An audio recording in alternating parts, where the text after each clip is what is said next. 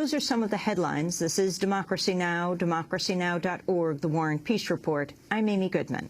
And I'm Juan Gonzalez. Welcome to all of our viewers and listeners around the country and around the world. World leaders are convening at the heavily guarded Camp David in Maryland today for the G8 summit.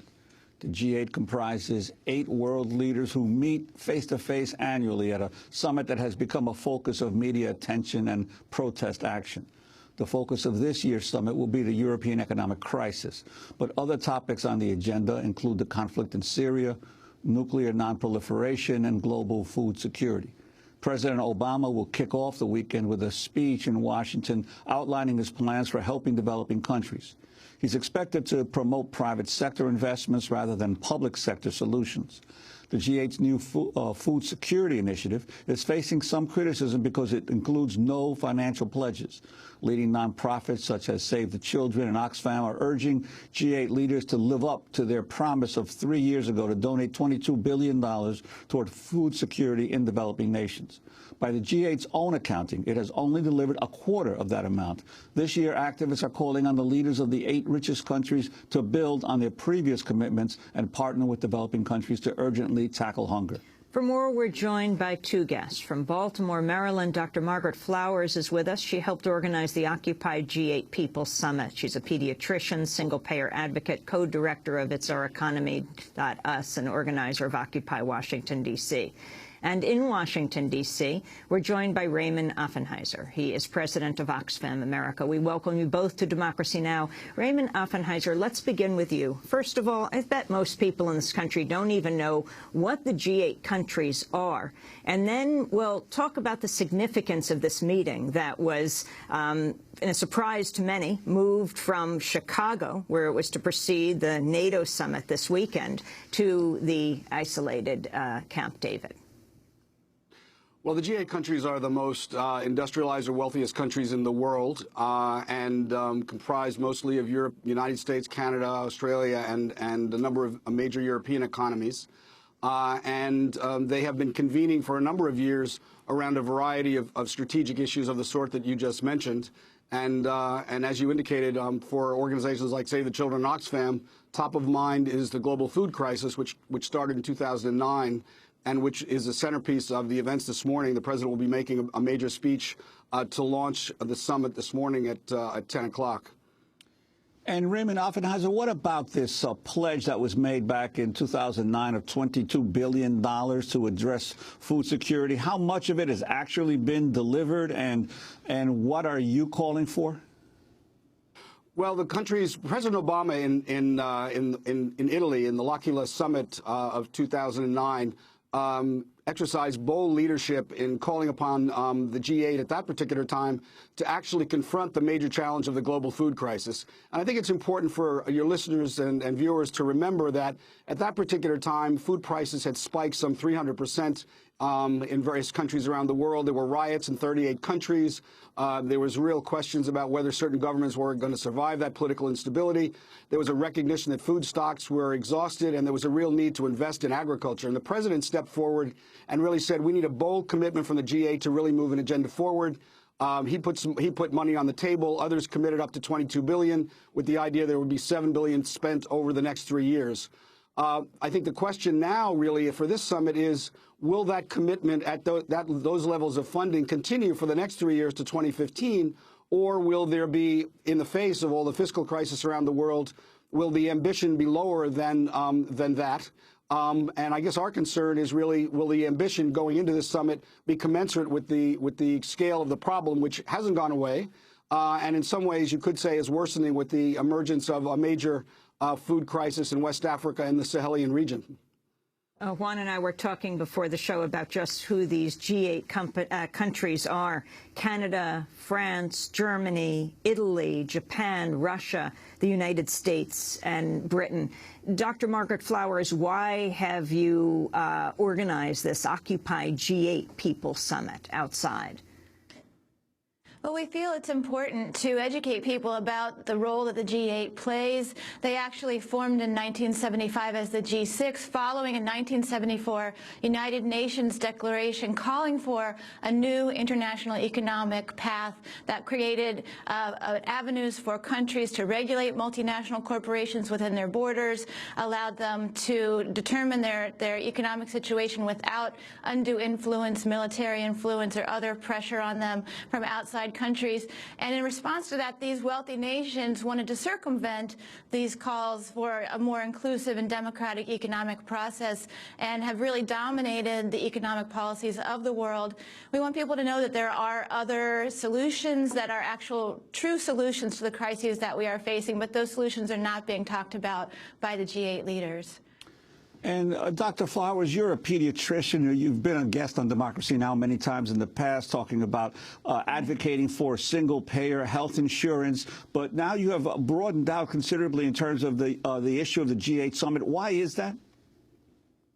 Well, to be honest, if we want to create a healthy population in our country and around the world, we have to address the underlying issue of wealth inequality. That's driving so many of our health issues. When people don't have a job with a living wage, when they aren't treated with respect in their jobs, when they don't have education, a home to live in, access to healthy food and clean water, all of these things are connected. And all of us who advocate on these different issues of single-issue advocacy are not able to confront the concentrated wealth that controls our political process and that corporate media message. And so if we want to create a healthy population, we have to address all these issues. And if we want to be able to address any of them, we need to work together effectively to create a mass movement that calls for real change and put forth real solutions to the problems that we're facing. Raymond Offenheiser, I know you're about to head off to President Obama's address. But I was wondering if you can link what's happening in Europe, the economic crises, the austerity measures that are being imposed on a number of countries, and what's happening here in this country with the issue of hunger and poverty around the world. Well, I think the most direct implication for the developing countries is are the members of the G8. Do they see investment in foreign aid to address some of these major crises happening in Africa, Asia, and Latin America around the food issue and so forth? Are they going to? Do they have the money now, or do they have the political will to provide the money to meet the commitments that they have? As we can see, going into the summit, the events in Greece, I think, have heightened concerns about the stability of the European economy. And I think in some ways that becomes more of a centerpiece of what people want to talk about. But they tend to forget the fact that the larger conversation at the last summit, or in the summit in L'Aquila, Italy, was we've got to deal with this food crisis. It's an issue that is of worldwide importance. We have a broken global food system, and the security of entire nations depend on this. So I think the real issue here is there going to be the political will to bring the resources and fulfill the promises of L'Aquila in 2009, continue that for a 10-year period so we can address the major structural issues that were discovered in 2009 with adequate resources, political will, and appropriate policy responses.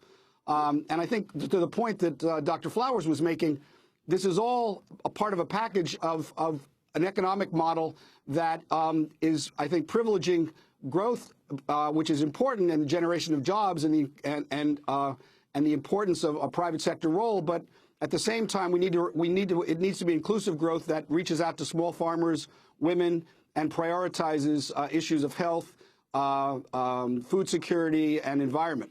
But Raymond Offenheiser, even with the existing U.S. aid, I think the food aid of the United States represents about half of all the food aid in the world. But there are all of these strings attached that actually raise the cost of this aid. For instance, all U.S. aid must be purchased from the United States, and also it must be carried on U.S. ships, which obviously raises the overall cost of that aid. Are you advocating any kind of efficiencies to reduce these overhead costs that actually assure that much of the aid doesn't really get to the people in need? Absolutely. Oxfam has been advocating for probably the last 6 or 7 years for reform of our food aid system. Basically, it's a very inefficient system. It's dominated by an iron triangle of the Farm Bureau, shippers, millers, and not-for-profit organizations that receive monetized food aid through that system. It's been around for quite a number of years, but as you say, a lot of the money, probably some 50% at a minimum, is going to the shippers and to the farmers in the United States. So for the American taxpayer, we're getting a lot less food to the people that need it than we would if we actually bought that food locally. So the reform agenda that Oxfam and others have been pushing really promotes the idea that the U.S. government leadership or the head of USAID be given the flexibility to be buying a lot more of that food locally, spending the taxpayer's dollar more wisely. And one would think in the time of fiscal austerity, this would be something that would be top of mind. But there's a lot of special interests in Washington who want to keep the status quo, sustain this inefficient system, and in effect, not deliver real value for the taxpayer. And Margaret Flowers, with the G8 summit protests and the move of the summit from Chicago to the isolated and heavily guarded Camp David retreat, how will your protests take effect, and what are you planning during those protests? Well, there are actually 2 days of protests going on. Today we're going to be focused on our People's Summit, where we do talk about real solutions to the crises that we're facing. Importantly, we'll be talking about the Trans-Pacific Partnership. You know, when you talk about secrecy, this is something that's being negotiated in secret. It's kind of the new code word for free trade, is now these partnerships. And we want fair trade, not free trade. Tomorrow there will be groups, and actually today and tomorrow there'll be groups in Camp David in Thurmont, Maryland, where Camp David is, holding signs for visibility. And then tomorrow there'll be an all-day event in Frederick that families are invited to. Again, education about who are the G8, what's going on, what are the policies that they're putting forth, how does that contrast with what we really require? Because as Raymond said, global wealth is increasing, but we're not seeing that distributed to the people around the world or being used to meet our human needs. It's primarily going to the top, and we need to democratize the economy to reduce the wealth inequality globally. Does Occupied G8 People Summit and the protests organized outside take credit for the move from Chicago to Camp David? I mean, Democracy Now! Will be broadcasting from Chicago on Monday. We'll be covering the NATO protests all weekend. Chicago is going to be the site of both mass protests until they suddenly pulled the G8 out. Right, and I'll be in Chicago as well. I'm leaving Saturday afternoon to go there. I think it was some of the pressure of knowing that there were a number of groups coming to Chicago to highlight and expose what the G8 does that caused them to retreat to a more secretive and protected location. We really decided that we would organize something in response to that, that if they were coming to a different location, we needed to continue to have some sort of a response and presence and visibility there. And finally, Ray Offenheiser, the issue in this country, especially the Republicans, but a number of Democrats as well, saying the answer lies in the private sector. How does that work when it comes to helping people around the world and trying to deal with poverty and hunger? Well, certainly there's a role for the private sector. And I think maybe one of the important things to understand about one of the major initiatives that will be announced this morning in the president's speech is the new Alliance for Food Security and Nutrition that is going to be a centerpiece of the administration's presentation. I think from our point of view, there is a role for the private sector. But private sector is not only large corporations, it's also small enterprises. And you might also say even small women farmers are part of the private sector. One of the concerns I think a lot of civil society actors have from that are here present in Washington and that we're working with all over the world is the private sector going to be replacing investment in public sector institutions, state institutions, as the centerpiece of this L'Aquila initiative going forward? Or will there be an appropriate balance struck between investing in the public sector institutions in these countries that are really reaching small farmers and women that are at the heart of the solution of the global food crisis? Or are we going to shift to a large corporate-based private sector initiative with the idea that that may be the panacea? Our view is, and Oxfam works with private sector firms both here domestically and internationally on a variety of different initiatives. We work with Swiss Re and in Ethiopia on a small farmer insurance program. We work here in the United States with other companies that are trying to actually work with farm worker groups and so forth. So it's not about an either-or proposition. It's a both and. I guess what we're looking for in the meeting is a strong, continuing commitment to investment in public sector institutions whose purpose is actually to reach small farmers and women, with the complement, an appropriate complement and balance with private sector participation, broadly defined, with a real focus on pro-poor solutions at the heart of it, ensuring that poor people are going to be included and that we're going to be addressing the needs of the 1 billion in the world who are poorly nourished in the world today. So I think the challenge coming out of the summit, as we see it, is will the president and will the G8 members recommit to the L'Aquila principles, replenish the trust fund for food security at the World Bank that was a centerpiece of that initiative, fund the African programs that were requested and delivered by African nations. Only 6 out of some 38 or 30 were actually funded over the last several years. That's an inadequate number. And will we see an appropriate balance between the public and private sector investments going forward, and not a shift from a public sector investment plan to one that's really dominated by private sector interests? Raymond Offenheiser, I want to thank you for being with us, president of Oxfam America, as well as Dr. Margaret Flowers, pediatrician and organizer of the Occupy G8 People's Summit outside of Camp David. The protests will then shift to Chicago, which is much of it beginning to be closed down, central Chicago, as the NATO summit gears up for Sunday and Monday. And Democracy Now! Will be broadcasting from Chicago on Monday. I hope all will tune in. This is Democracy Now!, democracynow.org, The War and Peace Report.